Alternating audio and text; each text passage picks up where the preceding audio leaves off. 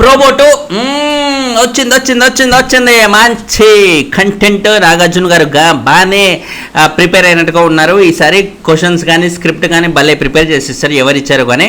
Of course ఈ సీజన్లో ఈ వీక్లో ముఖ్యంగా జరిగిన ఇష్యూస్ అన్నీ ఇలా ఉన్నాయి కాబట్టి వీకెండ్లో నార్మల్గా ఇలాంటి ఇష్యూస్ డిస్కస్ చేయడం చాలా కామన్. కాకపోతే ప్రతిసారి కొన్ని ఇష్యూస్ అయితే మిస్ చేస్తూ ఉంటారు కదా, అరే అంత పెద్ద ఇష్యూ ఎలా ఇగ్నోర్ చేశారు, అరే ఆ ఇష్యూ అడగాల్సింది కదా అన్నట్టుగా మనకు అనిపించింది. బట్ ఈ ప్రోమోలో చూసుకున్నప్పుడు అరే భలే అడిగారా, ఈ ఇష్యూ భలే అడిగారా, అది భలే అడిగారా అన్నట్టుగా అనిపించింది అనమాట. ఓవరాల్గా మనం చూసుకుంటే ఫస్ట్ నిఖిల్ ఏదైతే ఆ రెడ్ ఎగ్ ఉందో ఆ రెడ్ ఎగ్ తీసుకెళ్ళి సోనియాకి ఎందుకు ఇచ్చామమ్మా, సంథింగ్ ఈస్ దేనా, వెయిట్ అమ్మా అన్నట్టుగా అడుగుతుంటే సార్ సంథింగ్ అయితే ఏం లేదు, యాక్చువల్లీ సీత బాగా ఆడింది, మరి సీత బాగా ఆడితే ఎందుకమ్మా సోనియాకి ఇచ్చావు, ఏంటి కథ, వాట్ ఈజ్ హ్యాపెనింగ్ అన్నట్టుగా అడుగుతుంటే సార్ అంటే ఇప్పుడు దానికి సంబంధించిన ఎక్స్ప్లెనేషన్ ఎపిసోడ్లో ఇస్తారనమాట. ఏం ఎపిసోడ్లో ఇస్తారు, ఆబ్వియస్లీ మనకి పృథ్వీకి ఆల్రెడీ చెప్పాడు కదా ఎపిసోడ్లోనే. ఏం చెప్పాడు, ఇప్పుడు సీత నో డౌట్ గేమ్ బాగా ఆడింది, అదంతా ఓకే, బట్ చీఫ్ అనే పొజిషన్ ఒక లీడర్షిప్ క్వాలిటీస్ ఉండాలి కదా. లీడర్ లాగా నేనే శాసనం, నేను చెప్పిందే వేదం, చెప్పిందే శాస్త్రం అన్నట్టుగా ఆ టైప్లో ఉండాలి. ఆ టైప్లో సీత బేసిక్గా బాగా ఎమోషనల్గా ఉంటుంది సార్. అంత ఎమోషనల్గా ఉండే క్యాండిడేట్ చీఫ్ పొజిషన్ ఇస్తే ఎలా అవుద్ది, సో కష్టం సార్. సో సోనియా లాంటి అమ్మాయి అయితే బెత్తని తీసుకొని దంచుతుంది కాబట్టి అలాంటి దంచే క్యాండిడేట్స్ని మంచిగా చీఫ్గా చేస్తే చాలా బాగుంటుంది కదా సార్. అందరూ భయపడే ఒక పొజిషన్ కాబట్టి ఖచ్చితంగా సోనియా లాంటి అమ్మాయికి అయితే అందరూ భయపడతారు కదా అనే ఉద్దేశంతో ఇచ్చాను అన్నట్టుగా చెప్తాడనమాట. సో ఈ రీజన్ చెప్తే నాగార్జున గారు ఏమంటారు, ఓహో అయితే ఇప్పుడు సీత ఎమోషనల్ కాబట్టి, పృథ్వీ చాలా అగ్రెసివ్ కాబట్టి, అండ్ ఆ దాంట్లో మిగతా వాళ్ళకున్న ఏ క్వాలిటీస్ ఏవైతే ఉన్నాయో వాళ్ళందరికీ ఆ క్వాలిటీస్ ఉన్నాయి కాబట్టి అందుకు వాళ్ళని చీఫ్గా చేయరు. మన సోనియాలో ఏ క్వాలిటీ లేదా, లీడర్షిప్ ఒక్కటి ఉంది. మరి చాదస్తం ఇక్కడి నుంచి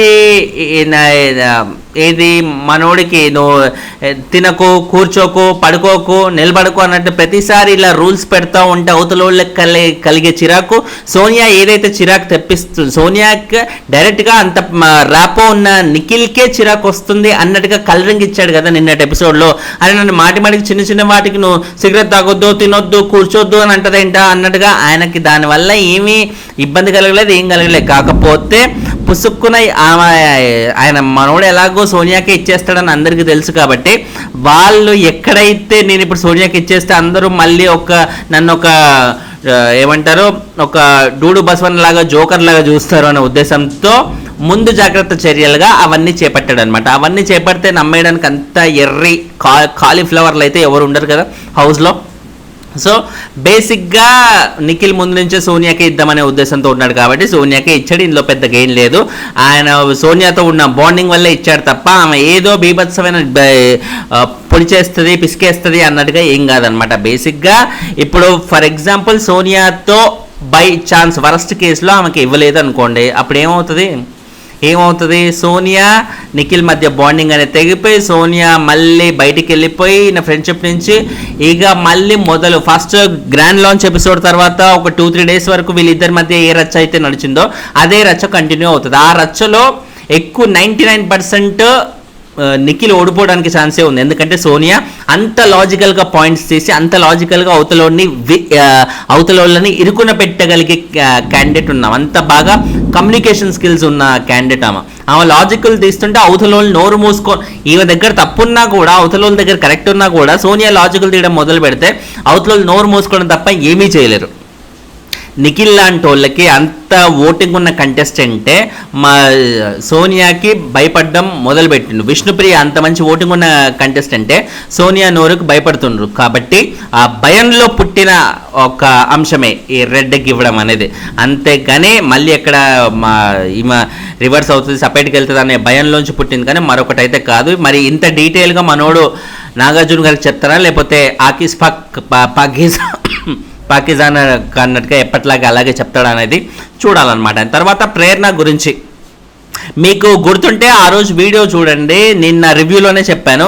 అసలు ఏంట్రా వీళ్ళిద్దరు ఆడవాళ్ళు ఏదో కుళాయి దగ్గర పంపు దగ్గర ఆడవాళ్ళు కొట్టుకున్నట్టుగా ఉంది అని ఇదే మాట వాడాను. నాగార్జున గారు ఎగ్జాక్ట్గా అదే మాట ఇవాళ ఇందాక రిలీజ్ అయిన ప్రోమోలో చెప్పారనమాట. సో మనదేమైనా ఫాలో అవుతున్నారా?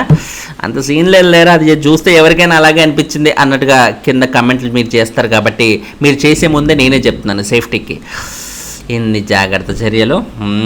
అది తర్వాత బేసిక్గా ఏదైతే క్యారెక్టర్లెస్ అనే కమెంట్ వచ్చిందో అది ఒక అమ్మాయి ఇంకొక అమ్మాయిని అనడం అనేది చాలా చాలా చాలా వరస్ట్ థింగ్. అది మిగతా కమెంట్లు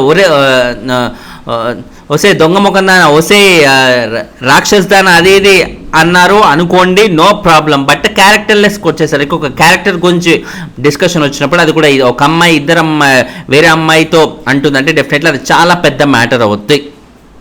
ఆ మ్యాటర్ అయినప్పుడు ఇప్పుడు ప్రేరణకి ఇప్పటి వరకు బీభత్సమైన పాజిటివిటీ ఏం లేదు. ఆమె వచ్చింది ఏదో చూడడానికి బాగుంటుంది, గ్లామరస్గా ఉంటుంది అనే పాయింట్ కంటే ఆ పాయింట్కి ఎలాగో ఓట్లు ఎవరు వేయరు అది వేరే విషయం. కానీ సో పాజిటివ్ యాంగిల్లో మంచి కంటెస్టెంట్ అన్నట్టుగా తను అనిపించుకోకముందే ఇలాంటివన్నీ తన మీదకి వస్తున్నాయి అన్నమాట. ఇలాంటివి మొన్నే సంచాలకంగా లాస్ట్ వీక్ బీభత్సమైన ఫెయిల్ అవ్వడం వల్ల నాగార్జున గారు ఆల్రెడీ క్లాస్ స్పీకర్, మళ్ళీ ఈలోపు దానికంటే డబల్ ఇంపాక్ట్ ఉండే ఈ కమెంట్ చేయడం వల్ల ఇంకా ఎక్కువ ఇంపాక్ట్ పడే అవకాశం అయితే ఉంది ప్రేరణకి. ఆల్రెడీ తను డేంజర్ జోన్లోనే ఉంది. సో డేంజర్ జోన్లో ఉండే ఓటింగే ఉంది. నెక్స్ట్ వీక్ అదే కంటిన్యూ అవుతుందా అంటే అఫ్కోర్స్ ఇప్పుడు నాగార్జున గారి ముందు ఎలాగో సారీ చెప్పేసి ఉంటుంది, విష్ణు కూడా సారీ చెప్పేసే ఉంటుంది. సారీ చెప్పేస్తే ఓకే, పద్ధతి మార్చుకొని ఇట్లా ఈ లెవెల్ బీపీలు ఈ లెవెల్ పదాలు వాడకుండా గేమ్ని గేమ్ లాగా ఆడితే మంచిది, లేకుంటే ఇంకెవ్వరు ఏం చేయలేరు అనమాట.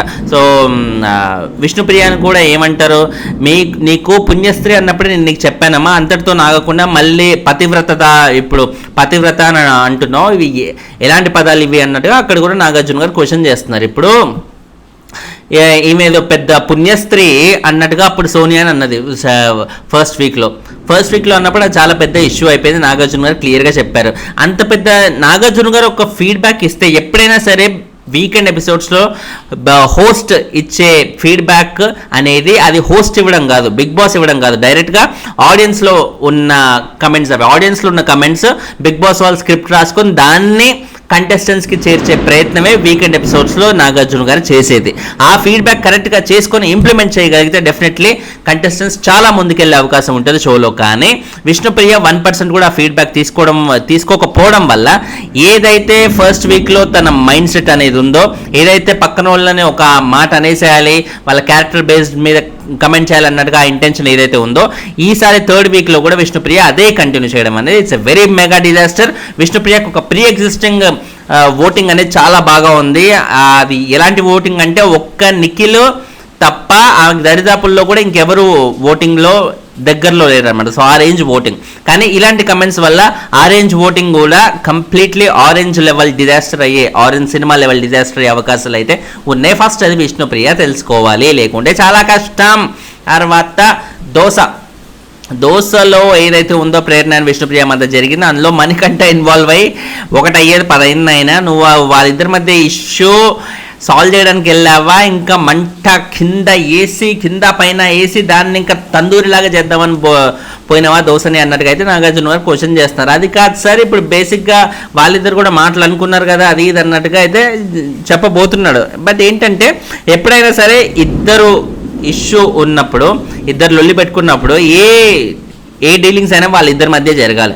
మధ్యలో ఒకడు ఇన్వాల్వ్ అయ్యి వాడు చేసే ఇన్వాల్వ్మెంట్ అనేది ఆ ప్రాబ్లం సాల్వ్ చేసే విధంగా ఉండాలి. కానీ ఒకరి సైడ్ తీసుకొని ఇంకొకరి మీదకి ఉసిగొల్పేలాగా ఆ హీట్ని పెంచే విధంగా ఉండకూడదు. మణికంఠ ఆ రోజు చేసిన మిస్టేక్ మెగా మిస్టేక్ అదే.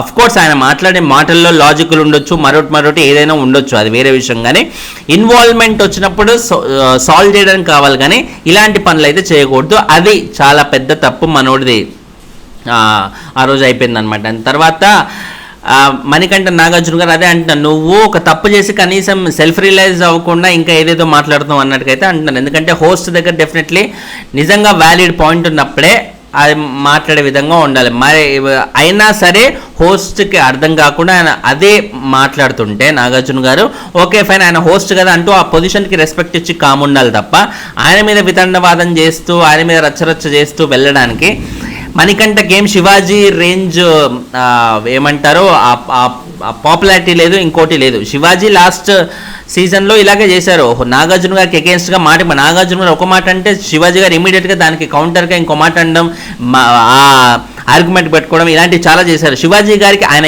ఏజ్కి, ఆయన ఎక్స్పీరియన్స్కి, ఆయనకున్న ఫాలోయింగ్కి అవన్నీ పనికొచ్చింది. బట్ మణికంఠకి ఏముందని ఇవన్నీ చేస్తున్నాడు?